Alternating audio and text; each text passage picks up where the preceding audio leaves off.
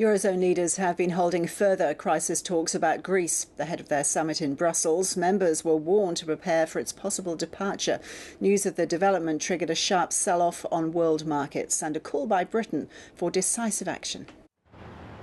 Even as Europe's leaders were arriving in Brussels, Greece was casting its shadow over the meeting.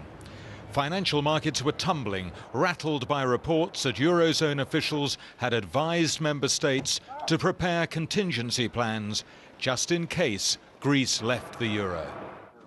The new French president, François Hollande, came by train, shunning the normal government plane. He is changing the debate in Europe, forcing attention on growth rather than on austerity.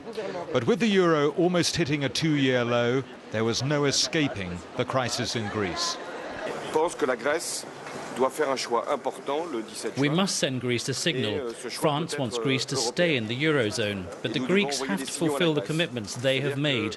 The handshakes disguised wider tensions over how to manage this crisis. The French want euro bonds, where stronger countries stand behind the debts of others. Germany is strongly opposed and never appeals for compromise. Our discussions tonight should be focused and frank, but with a strong will to compromise. Greece is facing all the unpredictability of another election in 3 weeks' time. A former Prime Minister said today the country had no choice than to stick to the painful austerity programme or face a damaging exit from the euro. There was another cause for concern here. The Spanish Prime Minister warned that Spain couldn't continue much longer being forced to pay such high borrowing costs. The fact is that this is the 18th summit in 2 years, with no major decisions expected here.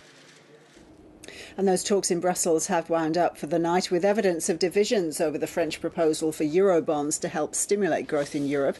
Eurozone leaders also called on Greece to remain in the Eurozone, but to abide by the conditions of the current bailout package, including the controversial austerity measures. And we'll have more on the continuing euro crisis a little later in the programme.